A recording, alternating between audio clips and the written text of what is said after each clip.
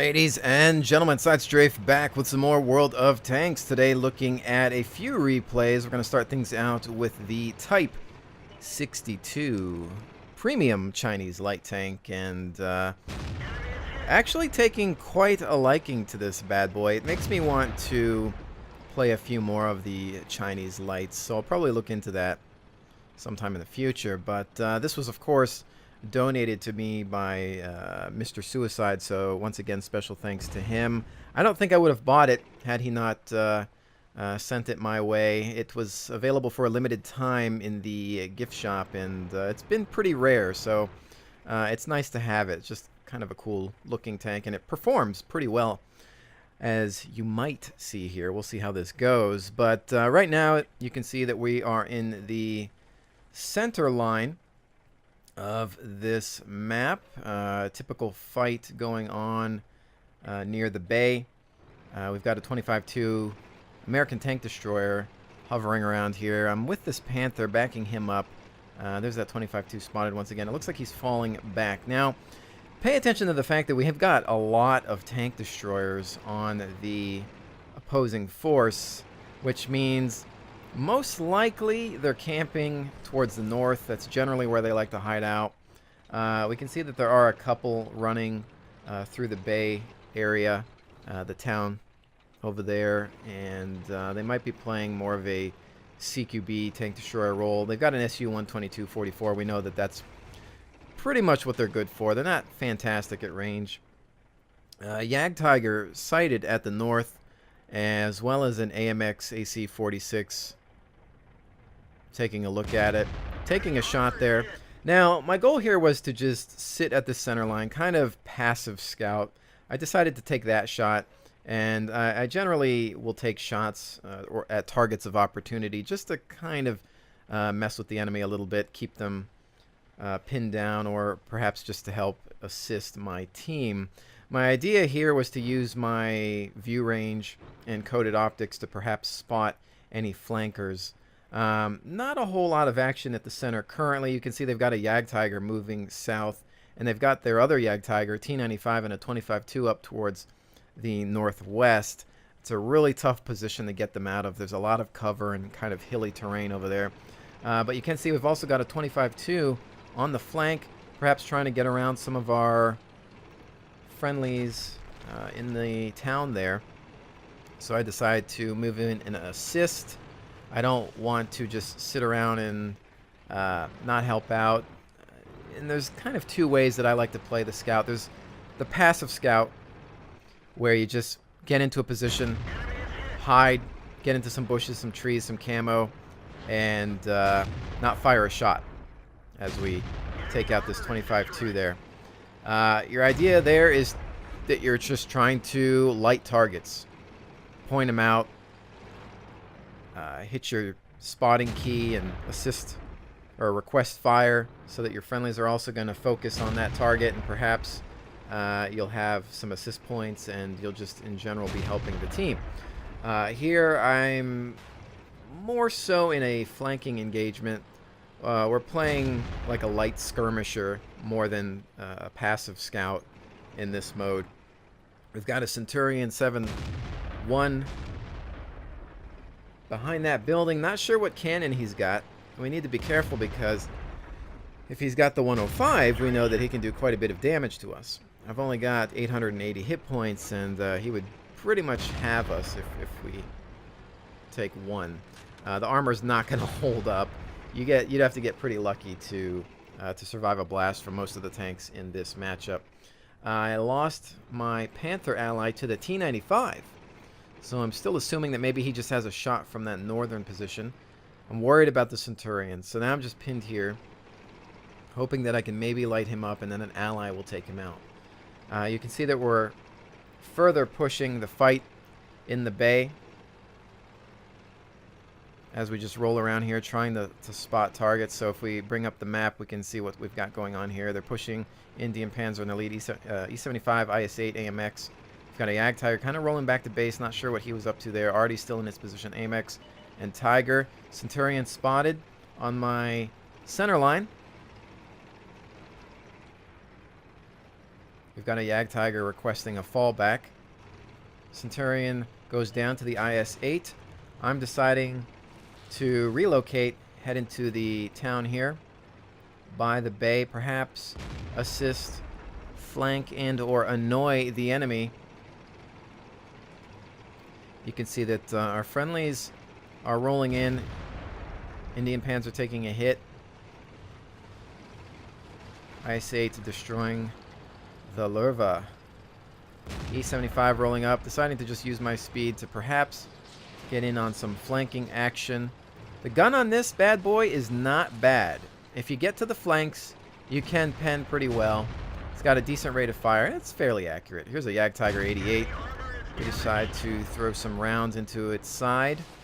There's a 110 behind that building. And here I'm kind of assuming that he's not paying any attention to me, so I'm going to go ahead and work on this Jagdtiger 88. Take some extra time there to get some shots on some weak spots. However, I'm pretty much tunnel visioned at this point. As you can see, we've got that 110 moving around to my flank. His gun about takes a shot, blasts me, taking my ammo rack. I decide to move out of here.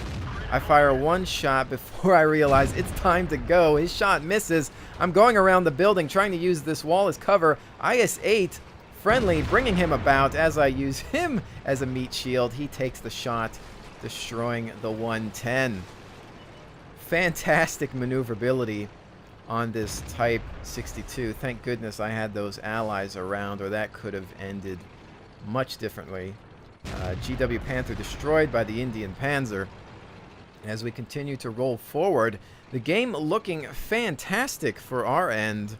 You can see the score definitely in our favor. They've got the Jagdtiger, T-95, and Tiger remaining as we continue to push north. Now, the last known location of the T-95, still northwest. We don't know if he's moved. You can see that we've got a Tiger spotted, Jagdtiger, to the south. We're thinking that that T-95 is still up here. Very typical location for tank destroyers. Once again, hard to get them out of that. Indian Panzer rolling forward. I know that that T-95 could blast me for about 700 to 800 damage. If I'm not careful, that would take my life. There's that Indian Panzer rolling into the cap. As we take a look at him, one-shotted as the T-95 pops. It sets him on fire. And that's the end of that. They appear to be capping base. I decide to not run into that T-95 head-on. I'm continuing my flanking maneuver. Definitely surprised to see that he hit the center line and that he didn't stay where I'm about to drive into. I know that I need to stay hull down, keep it behind these hills, maybe use the trees as cover, and just flank wide, because his weakness is that he's very slow. It's very hard for him to turn. There's the T-95 once again, spotting him. The IS-8, E-75 in the back pushing up as well, and then our Lorraine artillery bailing. Although the T-95 takes out the E-75 from range, I'm still pushing around this 95. I don't want to get engaged by him. It was very hard to see from this angle as we push into my perspective where he was looking. I'm hoping that he's going to turn towards the IS-8 and that I can get in there and assist. Passing through these buildings, I can see that he is turned around there, watching for the shot, because I know he might try to get a snapshot on me if he's looking in the wrong direction. I see that his back is towards me. I try to use this opportunity to get a shot off. That's, of course, not going to work with my gun. We're loaded up. I'm thinking, all right, I need to assist with track damage. The IS-8 is in this fight. I'm going to go help out. Can't just sit back. Rolling in. Trying to get some shots off on these tracks. That actually misses. It goes a little too high. And we're going to go ahead and fire one at the track. It spins him just a touch. But it looks like he's still in the reload. I think the IS-8 is immobile. I can't really tell. His track back in business. We're still just firing at his tracks. Also giving us some damage. Keeping him immobilized. We know that that is his major weakness. A lot of T-95 drivers will have full-on repairs for their crew as well as a toolbox, because they know that getting tracked is pretty much the end. So IS-8 finishing him off there with us assisting. But then the Jagdtiger appears. IS-8 turns to look at him. I continue to grow for cover. Jagdtiger finishes off that IS-8. I just need to use my speed and somehow get around him. Jagdtiger has 6 kills. It's just me and the Lorraine. I'm trying to move around this guy. Need to avoid his shot. I don't have much armor or hit points. I managed to escape, narrowly missing that one. Coming around this Jagdtiger, throwing some shots in, switching to heat ammunition because, well, this moment is intense. My heart was pounding during this battle. Jagdtiger just trying to maneuver. He's stuck. I'm trying to go for those shots, maybe track him. It's just not happening. He's moving in reverse. We're side by side, trying to come around him, keep him pinned. So far, it looks like it's in my favor. He's got me pinned up against this wall. Going to take another shot, but the artillery right into his frontal plate, destroying him for the assist there. That game was just out of control. That was one that happened during my live stream on twitch.tv, and after that I had to take a break because that was just bonkers. To be the last scout, or one of the last tanks, the last tank, not counting the artillery piece, left alive, it was just insane. You can see that we got a mastery badge here as well as a few other things. You know, taking a look at the damage, we did 2,862 damage. Our experience was 1,390, mostly because we were the low man on the totem pole fighting much larger vehicles. And in my opinion, that's the way to play a scout tank. That's the way to play a light. I'm not a scout master. I don't play lights as much as I used to in beta. Things have changed so much since then. Back then, the Leopard was the light of choice, but now there's so much more to choose from. And I'm just tired of seeing suicide scouts and people that just throw themselves away. They think that they're in the wrong match because they're a light, that they can't do anything, and it's so wrong. And this kind of battle proves that. I mean, not all light tanks have decent guns. The Type 62, I think some of the Chinese lights have some really good guns. But, you know, even for any other light tank, it's about scouting. You're there to spot. You're there to assist. You're there to harass. You're there to kill arty. There are so many other jobs that you can do as a light, even if you're under tiered. And that really goes for any tank. If it's a medium or a heavy and you feel that you can't do anything, there's plenty you can do. Because when you're tracking an opponent, when you're immobilizing somebody, when you're keeping somebody suppressed or tied up, buying your team time, there's so many things that you can do. And this was an example of staying alive, not suicide scouting, lasting the entire game. And I think that's really how things have to be played. So that was that replay. Again, probably one of the best games I've had in a long time with any vehicle. But let's go ahead and take a look at the next one. All right, and our next replay featuring the German Tiger II heavy tank. Pretty decent matchmaking for me as we roll up the hill. And of course the hill maneuver, taking this is always questionable. Some people think that it's 100% crucial to victory. Others think that you should just have a nice even spread along the map. And I think that the hill is important because it gives you a route into the enemy base. And it also provides a nice sniper platform and overwatch position for tanks that have that type of view range and accuracy. But I do tend to favor it depending on what tank I'm in. If I'm in a heavy, I'll go for it. If I'm in a medium or light, I might head in a different direction. But as you can see, we're rolling up here. We've got a couple of Hellcats with us and a 25-2. We can see that there's a Stuart rolling in. Hellcats are prepping for engagement. I'm just looking up as I see this guy zipping through. I'm like, all right, let's take this guy. Come on. One shot in from myself. Everybody else missing their shots. He's got us all spinning around. He continues to move. And honestly, I just give up on him because I feel like I'm the heavy tank. I have to keep moving forward. I ping the mini-map saying, guys, look out. There's a scout heading your way. I don't know if they noticed it. He's heading right for our artillery piece as the MT-25 gets hit and immobilized. We finish him. But as you can see, that Stuart is on our arty piece, and it looks like we're going to lose him. So You know, could I have done more in that situation? Perhaps. But as the heavy tank, I felt that it was my duty to stick with the hill, and I didn't have the speed to catch up with him. If anything, maybe one of the Hellcats could have chased him down. You may have done something different, but I knew that I had to stay here. I don't really feel bad about losing artillery on this map. So, having said that, we're going to take a look at this engagement against the Panther. I know that even though I can take him, I still want to side scrape because his gun can still pen my lower plate. There we go. He hits a track shot on there. Let's zoom out a little bit more so we can see where his next shots land. Just continuing to side scrape here. He's going to go for a shot. You can see that tactic is successful, promoting a bounce with that maneuver as we go in on this M6. So they didn't send the bulk of their forces towards the hill. That already gives us some sort of advantage. And if the Hellcats or the 25-2 can make good use of that, they might be able to snipe targets from above. However, as you'll notice, a lot of their tanks are actually down below here, and they won't be able to get a shot on them. We do also have some enemies moving towards base. Minimap is being pinged, although we do have some defensive players rolling in.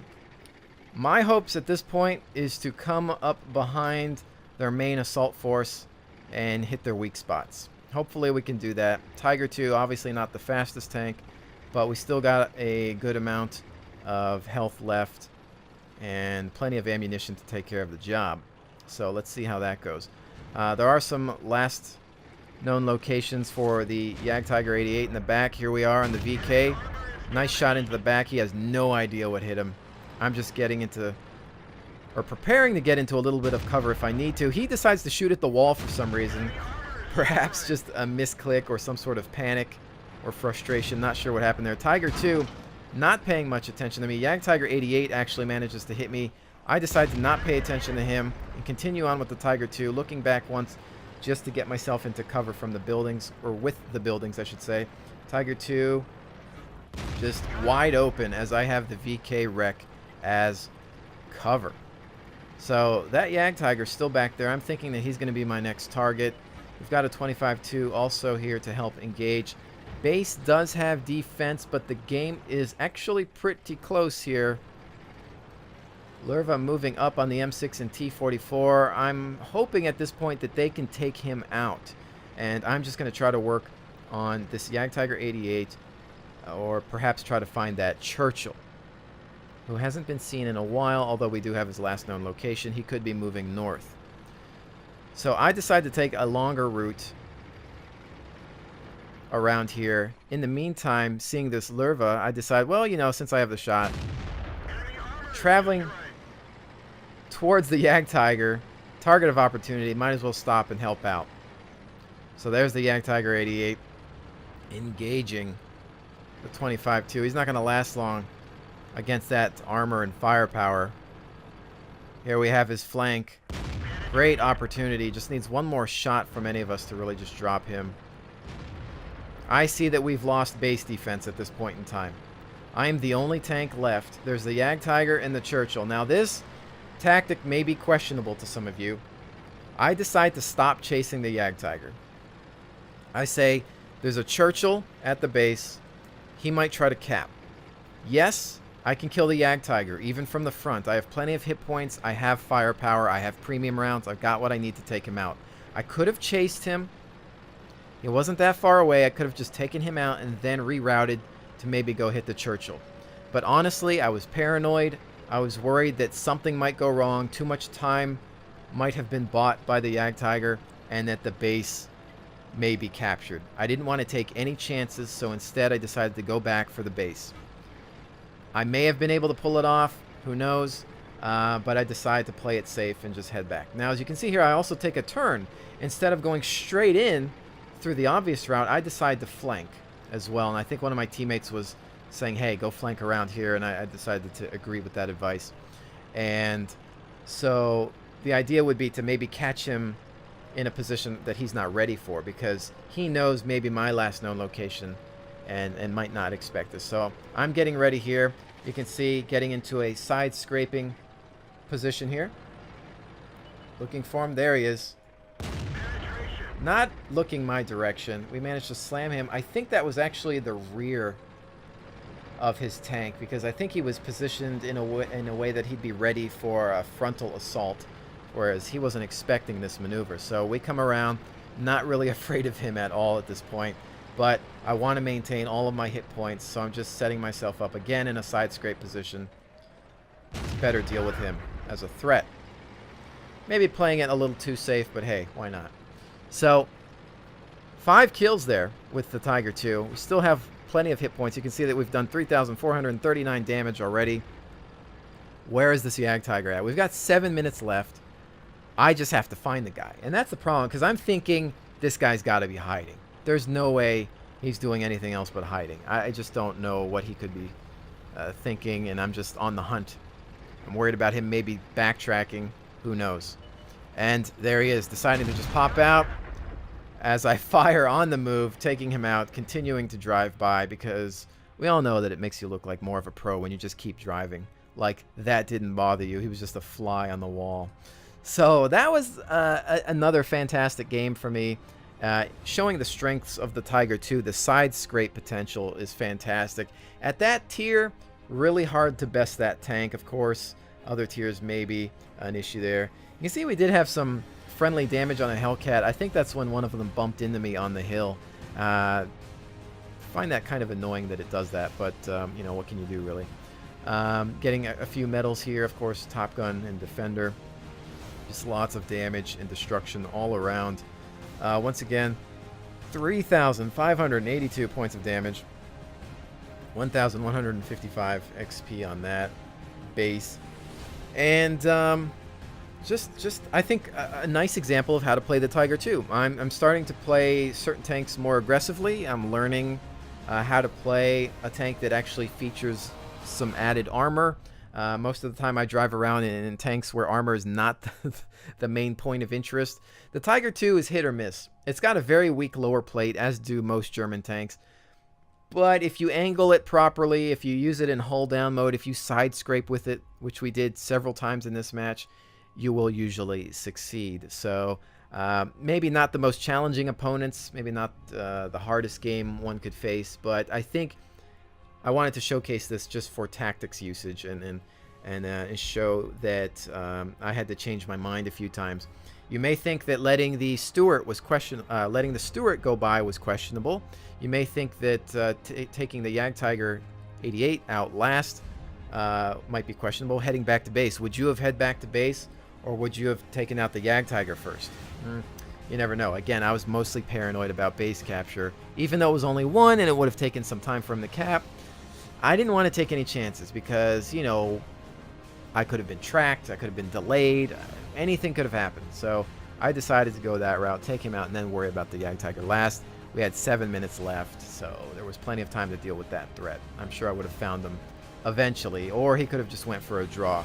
Thankfully, he didn't. He decided to try to come back and help his friend out, but it was too late by then. So 2 excellent games there. I think more so focusing on the tactics. You know, and for me, it's not really just about raw kills or score or damage. It's about what kind of tactics were used in this game. How to play a scout, how to play a light tank. I'm not the best at them, but I think that was a good example of how to be a skirmisher. It really wasn't a passive scouting job, but one that really showcased flanking and maneuverability. Tiger II, again, just showcasing, I think, patience, taking the time to set up side-scraping positioning. Taking the time to flank around buildings instead of taking the forward route. You can see that we surprised that Churchill.